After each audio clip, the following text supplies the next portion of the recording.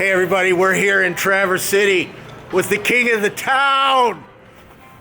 La la la la la, he's king of the town. It was so good seeing you. Yes, you Oh too. my gosh, and who are you?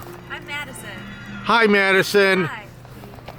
I came out Morning. cameras blazing. Yeah. So we're gonna do, I gotta stop saying sentences with so. I so gotta stop it. Many of you may remember the vlog from last year. It is wonderful.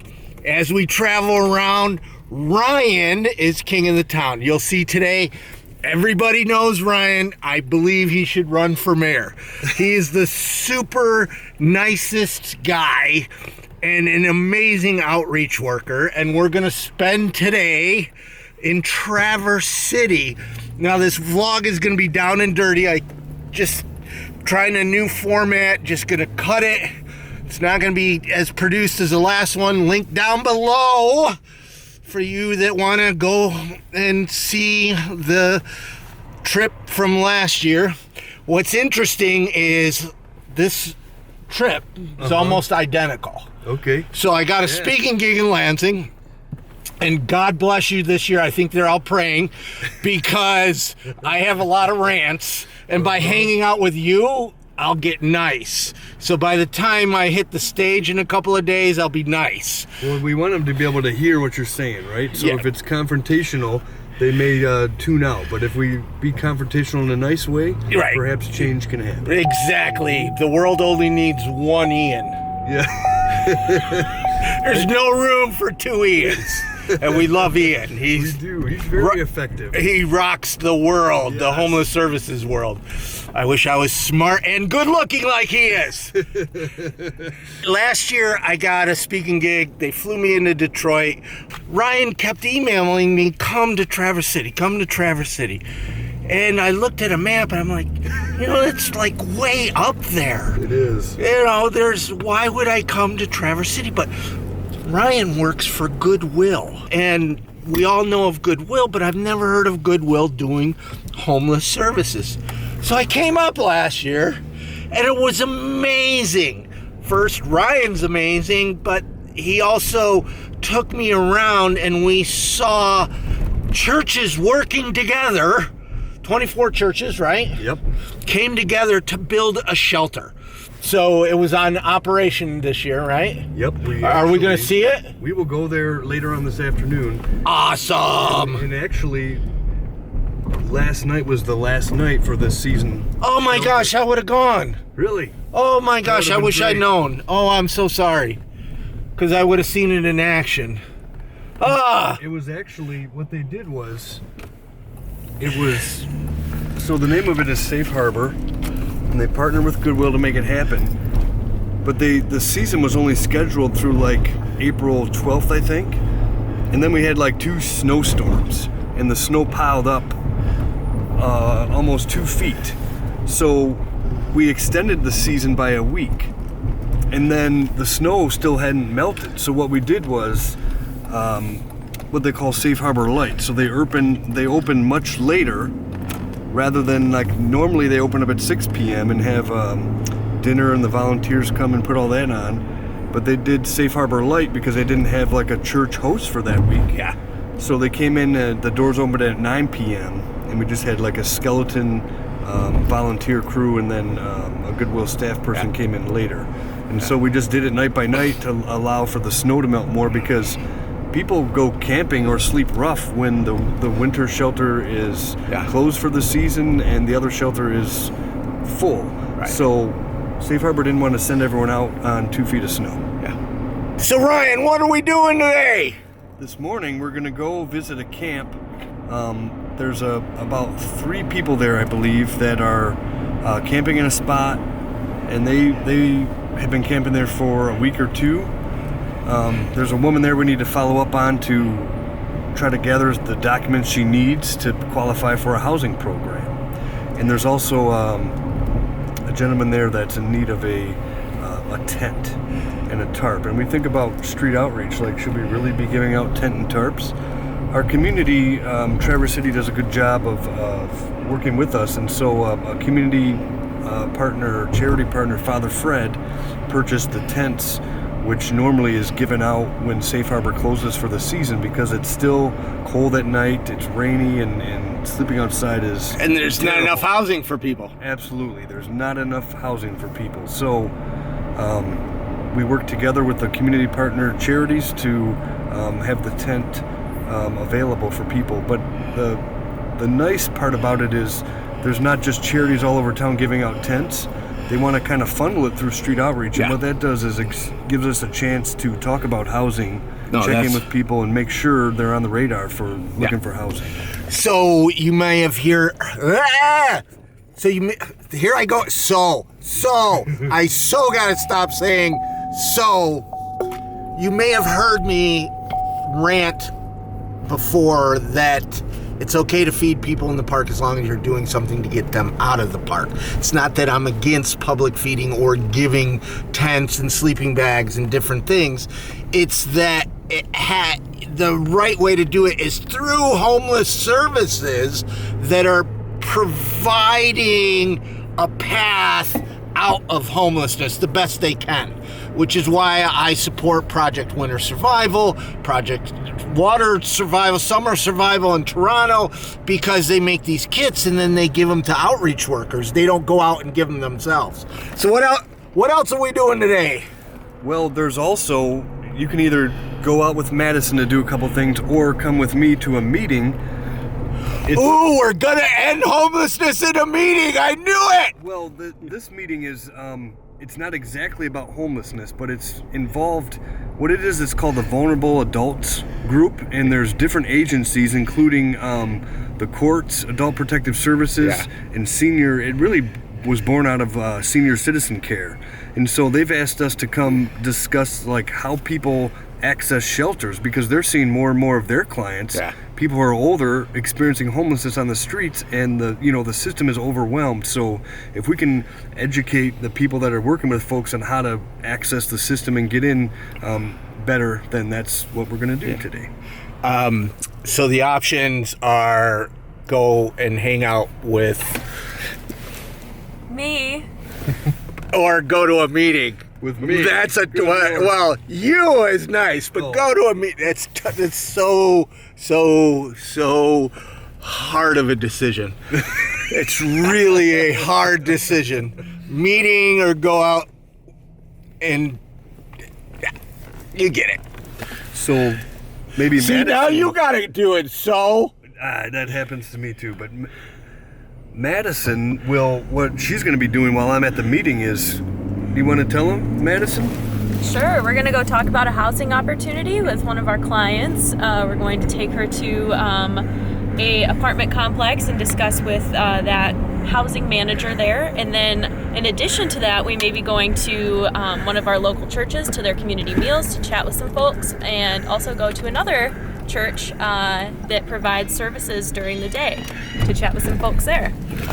ding, ding, ding. She wins. Yay. I love you, bro, but I love you too. I understand. The client is actually we're gonna be meeting at this apartment complex, or Madison and you. She's almost ready to go. I think we did all the, gathering the documents, right? Yeah. Documenting the interactions, proving she's homeless, proving she's in need.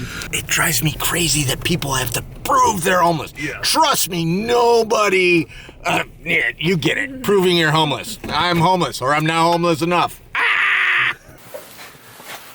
So this is what we call the street outreach cage. Yeah, and you got sleeping bags and tarps and backpacks, and this is amazing. And so what? I mean, many outreach teams are lucky. I mean, when I worked outreach, the only time we had something to give out is when media was going around with us. Wow. This is where we keep the stuff. We get donations and stuff like this, but a lot of times what we'll do is supply our partners with stuff. The drop-in centers where people go. That way we don't have to spend a whole lot of time having stuff out. Right. But it's here if we need. If there's someone who's doesn't access that, or it's off hours or whatever, we always have access if we need for stuff here. So that's always good. But we have a wonderful community that's, the outreach program has been here for 10 years. So we're very integrated in the community. And really, the outreach program is a community effort. It's not a Ryan effort, a Goodwill effort. It's coming together for the needs of people experiencing homelessness. So as time goes on and we've had a housing He's first, king of the town. Stop.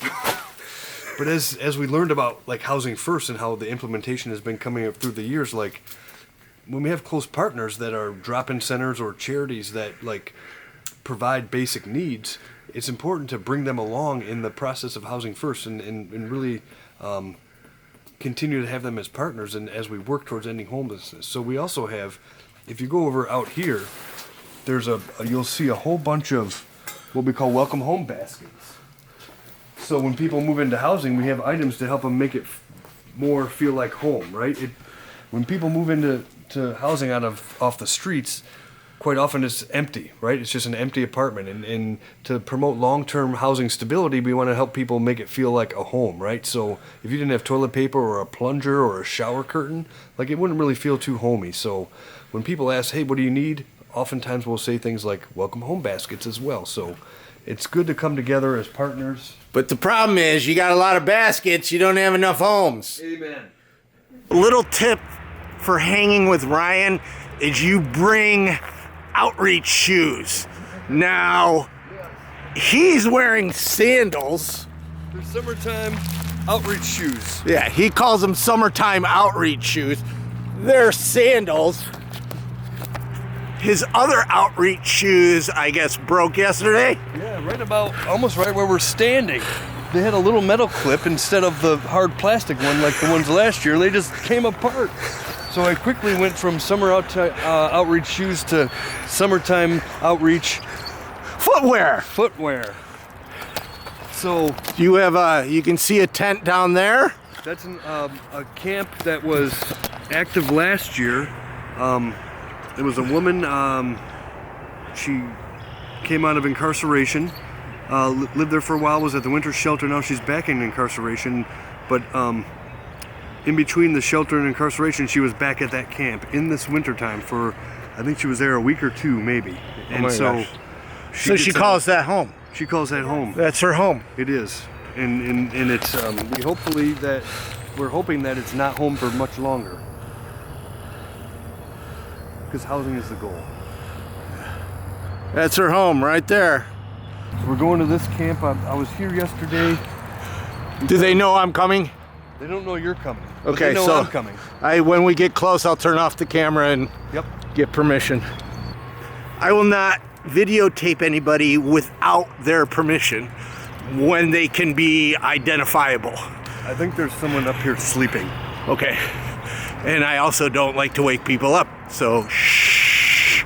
And we're gonna turn off the camera. And if we get permission, we'll turn it back on.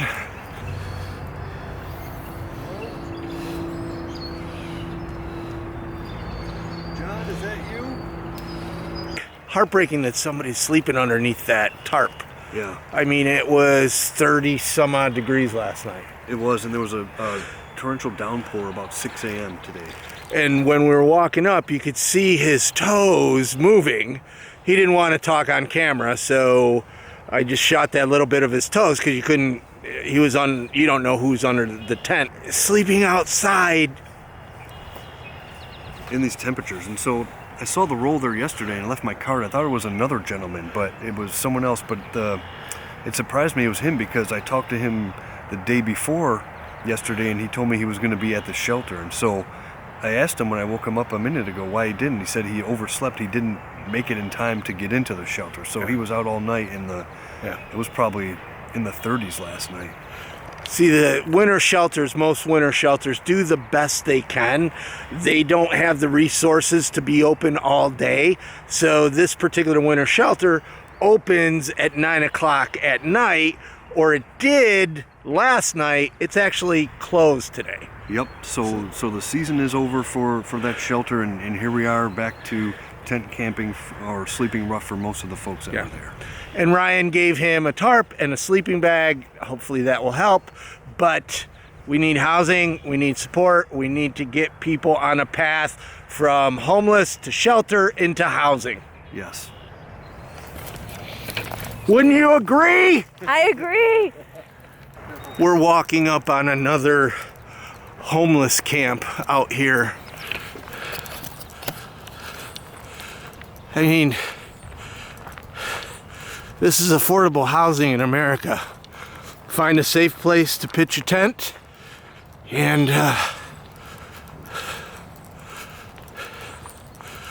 I'm going to turn off the camera until we get permission. And if we don't get permission, we'll just talk to you after we hang out.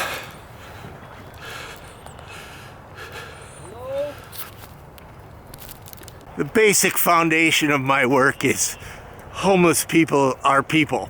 And no one, whether they're waking up in a bungalow at the Beverly Hills Hotel or in a tent in Traverse City, wants to be on camera first thing in the morning.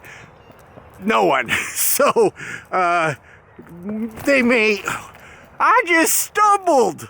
Wish I could have done a full, like, you know, they got these tree things all over there.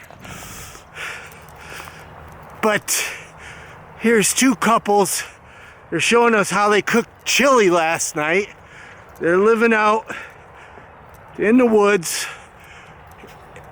They're keeping their campsite clean. One of them is starting a full-time job next week, which is great, but it's probably still not going to be enough money to pay for rent to get them out of the tent. Believe it or not, many people living outside, homeless, have jobs, full-time jobs. Even in rural America, a tent like that is affordable housing. We have a crisis coming, and we need you all to be vigilant, advocating for more affordable housing. Right? Yes, please, it's very important. We have subsidies for people that need them to help pay the rent, but we lose them from our community because we can't find places to use them at that fit the criteria. So you said something, Ryan, that really caught my attention. Is homeless numbers going up here? Considerably. I ran the numbers for the winter shelter last year, and we averaged for the 2016-2017 season, we averaged 34 people a night. This season, the 2017-2018 season, we averaged 55 people a night. Oh my gosh, and how big is Traverse City? Traverse City's a small town of about 15,000 people. However, the surrounding area is about 90,000 people in our county. And you have 55 unsheltered homeless people out here. That's the average. And there's probably more because they're out here in the tents that you... Yeah. So the average for the winter shelter is at that shelter. It doesn't count the people who aren't there that night or who are out here camping. Right. Or even who are in the other shelter, the Goodwill Inn, that's full every night. And that has a capacity of about 150 people. And it includes families. So there's family rooms there, where the winter shelter is only couples or singles. No families, no one under 18. Yeah. And what are we doing now? We are going to the Goodwill Inn or the apartments on Keystone to look for an apartment. Yay! So you got to tell me who you are. I'm Brittany. And? Well, why are you looking for an apartment? Oh, because I'm homeless. How long have you been homeless? A couple months now. And you're actually now approved for housing. Yes. That is awesome. Works if you work it. Kinda. It works if you work it and there's an available apartment. Well, right. One way or the other. What would you want people to know about homelessness that they wouldn't normally know? That it's hard. It's a struggle. People definitely struggle with it, and it's hard to get out of it, I guess. And people seem to look down on people instead of lifting them up a little bit. That's one thing. Nobody looking at you would know that you're homeless. Thank you. Yeah, well, it's people just stereotype homeless people. Right.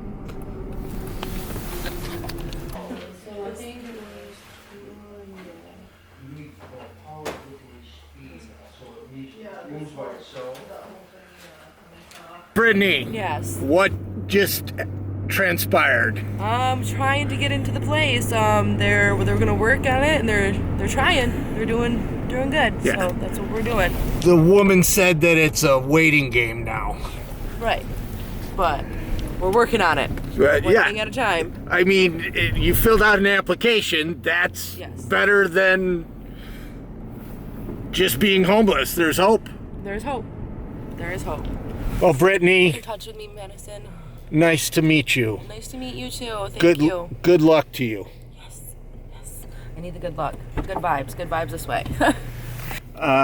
What's your story? I am going to school for social work, and do you have a question? Sure. Okay. What made you want to enter social work? Well, my family has fostered children almost my entire life, and just seeing how social workers interacted with those kids who meant so much to me made me want to be that person to someone else. That's awesome. Yeah, just a very vulnerable individual and someone being their advocate. I think that was really special for me to witness, and I wanted to be a voice and an advocate for people who may not have a voice. Now, this is your first time working with the homeless population? Actually, I've been pretty involved almost my entire life as well. My parents kind of headed a soup kitchen project downstate.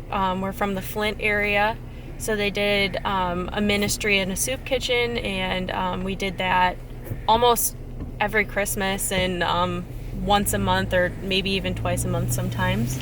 So have a little bit of that. And then I also interned with Ryan last summer. He came and briefly talked to our class, and I knew that that's where I was supposed to be, and that's what I was supposed to be doing. So what would you say to people out there who don't know homelessness or homeless people, or have a wrong stereotypes? people experiencing homelessness are people just like you and me, and anyone. I feel like anyone could experience homelessness if something went wrong in their life. I mean, so many people that I work with were living a normal life, and then one bad thing happened, and then it was just one thing after the other, and it's a hard cycle to pull yourself out of.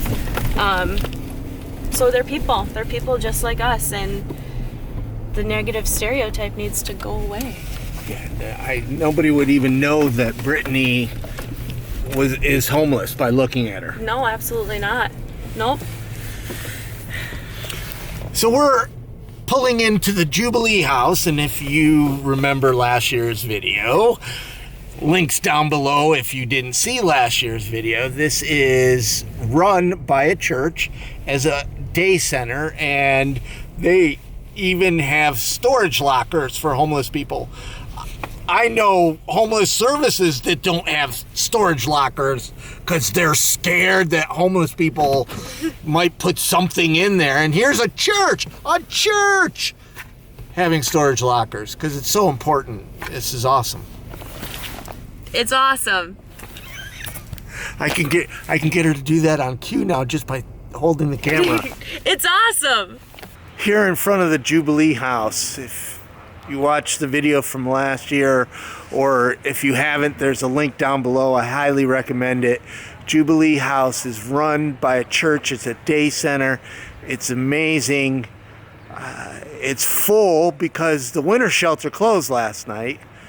and they're full up today, and there's a lot of anxiety, and because people don't know where they're going to sleep tonight. I just interviewed Michael, and you may remember Michael is homeless because his son died. Well, he just updated me that his other son died fighting in the war, and now he has stage 4 cancer. I'm kind of messed up right now.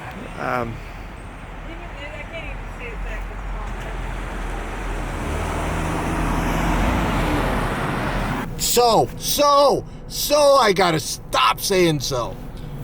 When we're in an environment like that, it's important to me that working with the other nonprofit, because it's their relationship with a homeless person that's the most important. And I'm very sensitive to that. Their relationship with their client is more important to me than invisible people storytelling. I mean, there's a place and time for everything. And you went on to say about invisible people. I think that invisible people is wonderful. I think that it spreads a lot of awareness to people who don't get that face-to-face interaction with people who are homeless. And it really it shares their story, and it shows that they are just people too. So I think that that's really great. I share a lot of invisible people stuff on Facebook, and I think that it's great to spread awareness to people who wouldn't get that on a day-to-day basis. So I think I'm starting to like her better than Ryan.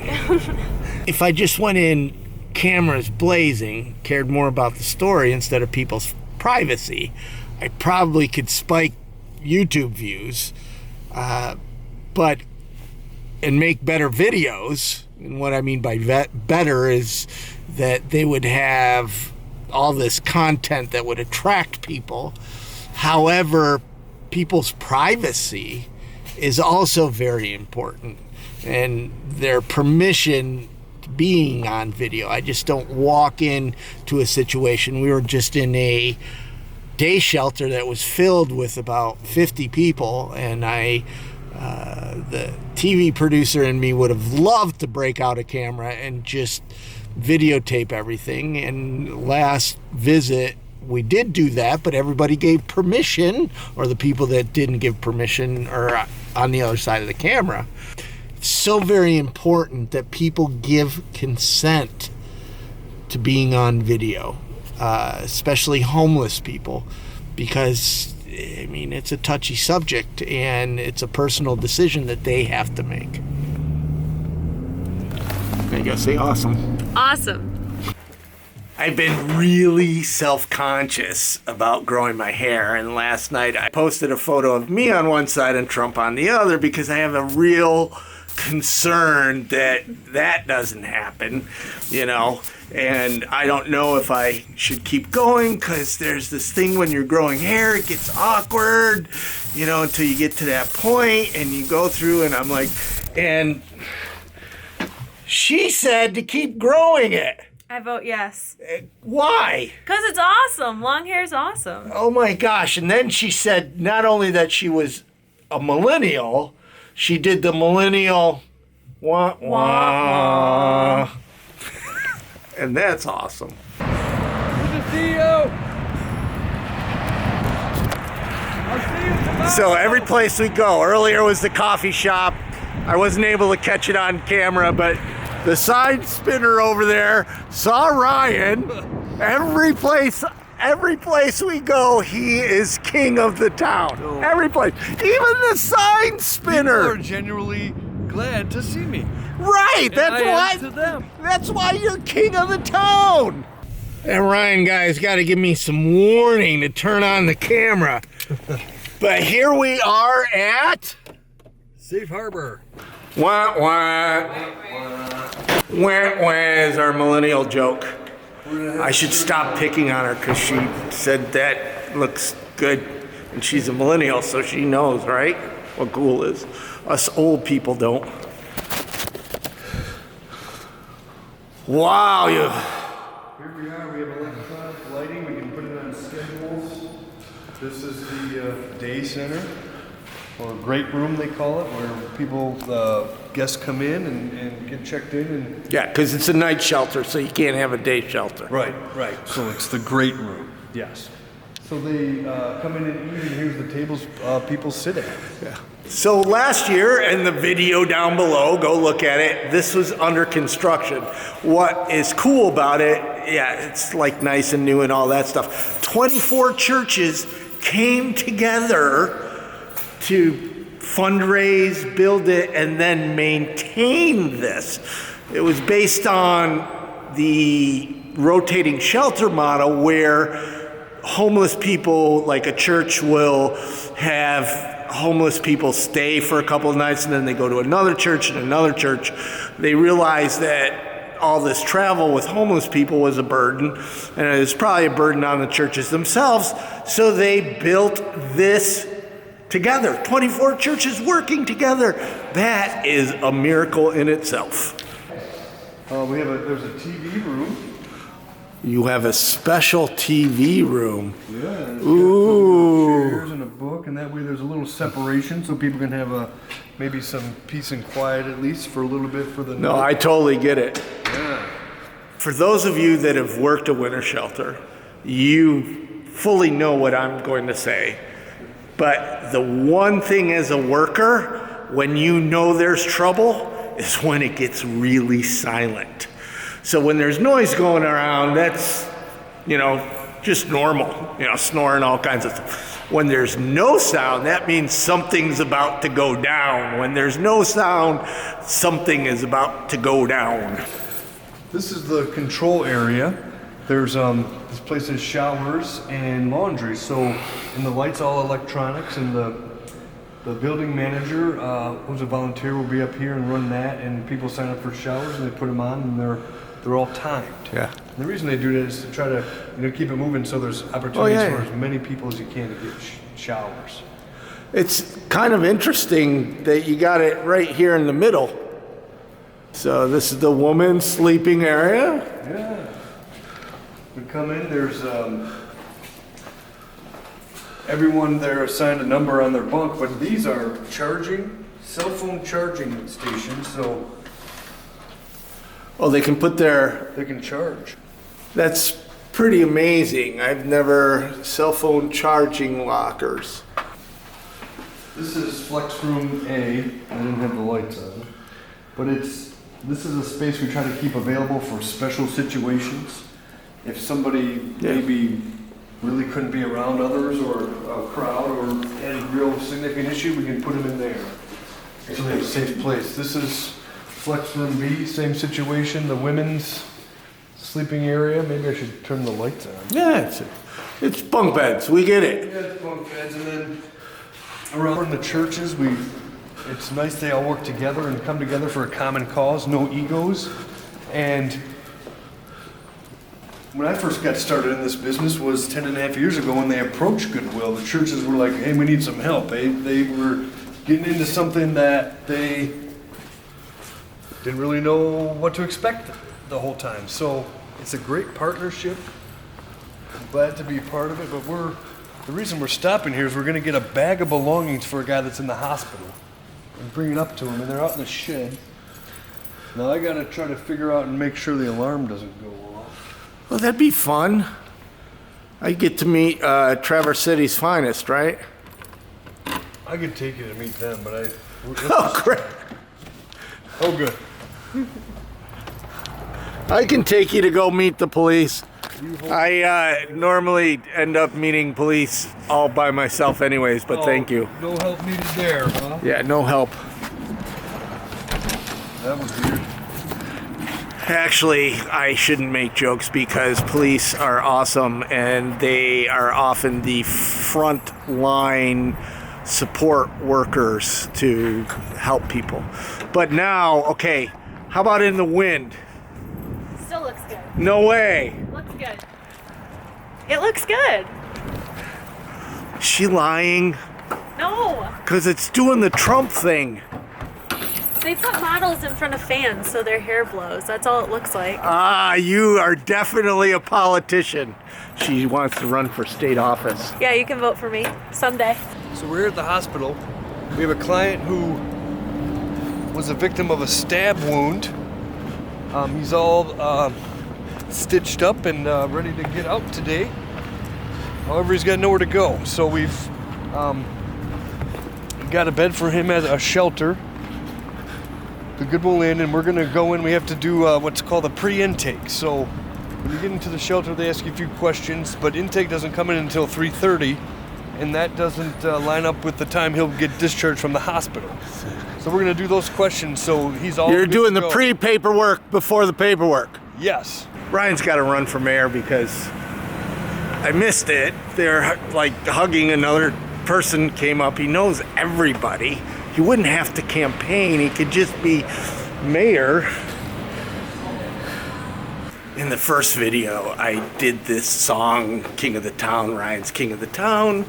And so he was just hugging this woman that he knew. And I went, no, no, no, no, no. Oh, you should have seen the dirty look that she gave me.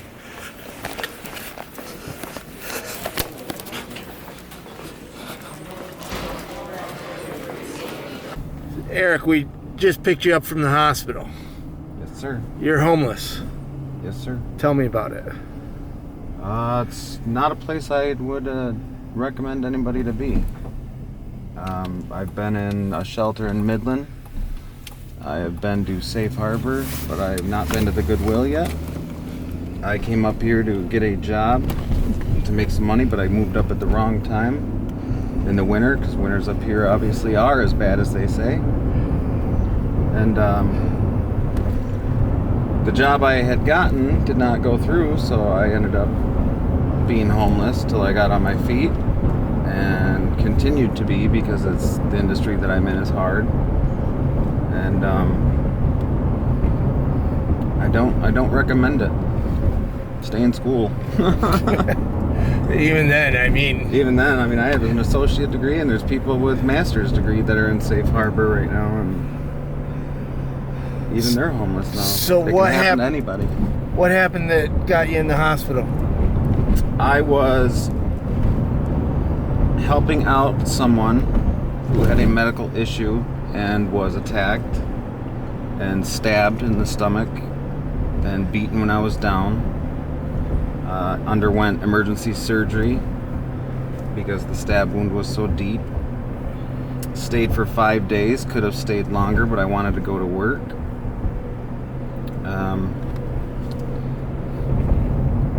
Now, you said there was a combat veteran is having an episode of PTSD. He had extreme PTSD. He was having an episode, and I tried to calm him down, and I said the wrong thing to him, and he did not like it, and he took me down very swiftly and quickly. Homelessness is dangerous. So what now? Now we're going to go to the Goodwill and continue working until I can get into the Whiting Hotel for a next step, and then I'm going to get my own place again. Either that, or I'm moving down south to Grand Rapids.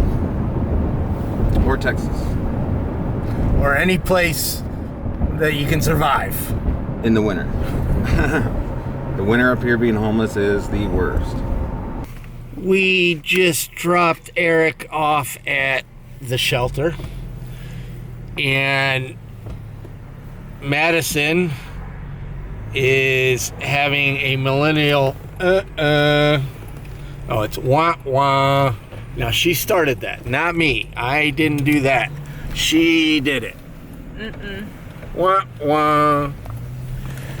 But besides being a politician, she wants to grow up and Eat popcorn in bed all day. And be rich. I don't know, something. but she's going to school for social work. So how do you plan on Getting rich? I don't know. I'm gonna be on TV. I'm gonna be on TV for laying in bed and eating popcorn all day. Now that sounds like a career move from a millennial. Wah, wah. No. That's never gonna happen. I'd like it to happen, but never gonna happen. Ryan got a report of a tent campment out behind a store. So we're out here to check it out. Hey, wait for us!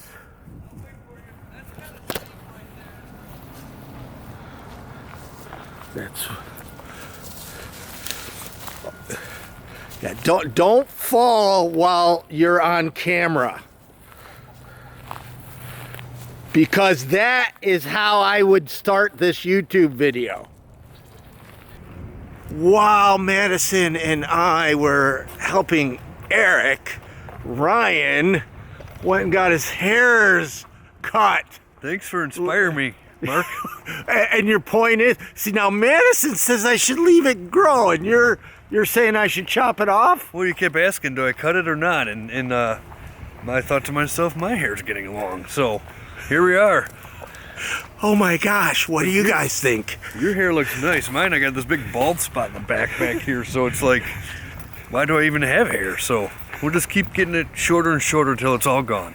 Well, a friend of mine, Rick O'Neill, who is without hair, is who first, when I crowdsourced, do I cut it or let it grow, said, well, if I had hair, I'd grow it. And that made a lot of sense because I have hair still, so might as well grow it. So where is this? So this is an area of woods that oftentimes is spots where people camp because it's off the beaten path. It's out of the way. There's not a lot of foot traffic through here. So quite often there will be homeless camps throughout here. They had a report of like an encampment breakdown where authorities were going to come break down an encampment. It didn't make sense to me. I thought... So we're here to check it out. Yeah, we're here to check it out for a few reasons.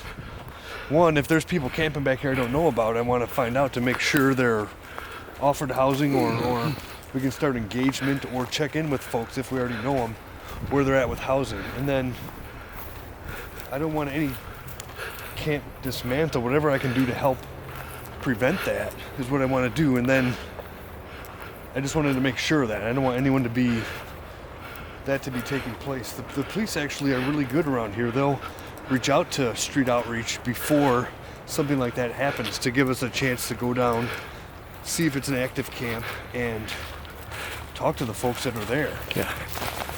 When I worked outreach in Los Angeles, police were really good about that. Often CHP, LAPD, Glendale police, we would collaborate and work together the best possible, but there was no housing. It was really just moving people. Look at all the snow stuff. Yeah, I feel like I'm on a movie set or something. This is pretty swampy in here. So no one's like going to be camping in this immediate area, but yeah, on the other side there will. We didn't find any cam hits, but whoa, that was good exercise. I need to get back doing outreach. We didn't find anybody. I don't know if that's good or bad. That is true in this context. The winter shelter closed today, so there's going to be people out there. You're going to be busy for a bit. We're going to where? Drifter Julie. She's at a spot where she's waiting for me. This is women who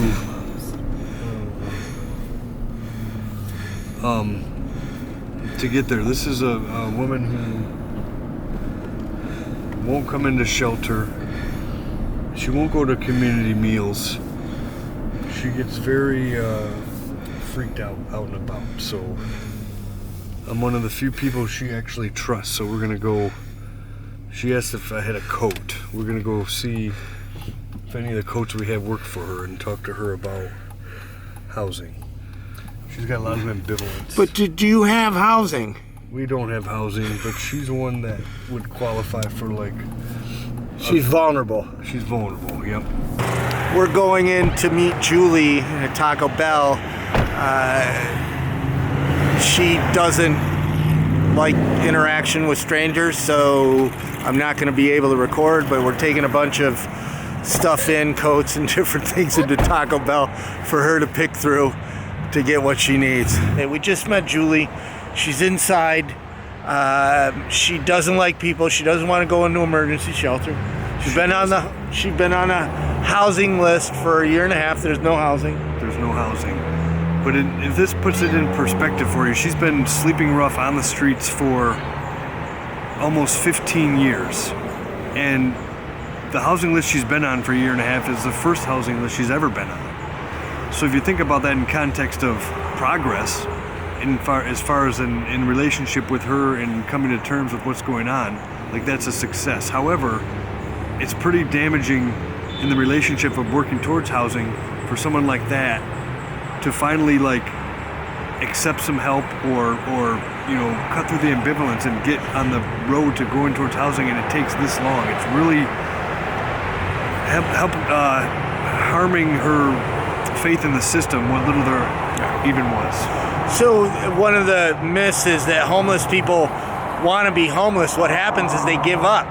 Learned helplessness kicks in. They try to get out of homelessness. They hit that wall. They hit the wall. They get all kinds of promises from service providers who mean well, but there's no path out of homelessness, or the path out of homelessness has so many hoops, it's nearly impossible to jump through to get to housing. So we have subsidies available for people like Julie who actually really qualify for permanent supportive housing. However, the available units, even with the subsidy in hand, is a big barrier that we're experiencing right now. So the more you can do to advocate, support policies, inform people about housing ends homelessness and how we can do much better if we had units to go into, please do. Yeah. It's really important. And service providers and policymakers, we got to reduce the bureaucracy that it takes to get somebody into housing. Okay. Beautiful hair. Yeah, shut it. Ryan, thank you so much for a wonderful day. Getting to spend some time with you and meeting your homeless friends here in Traverse City. Thank you, Mark. It's been a pleasure. The more we can create awareness about homelessness, the better. Like you always say, you can't end homelessness if you can't see it, right? Yeah. So thank you for all you do in spreading the word and the real ins and outs of homelessness, not what people want people to hear. And thank you for watching. If you like this video, please click like. Leave a comment down below. I do my best to respond. And thank you so much for supporting us on Patreon. Without your generous support, none of this would even be possible. Thank you.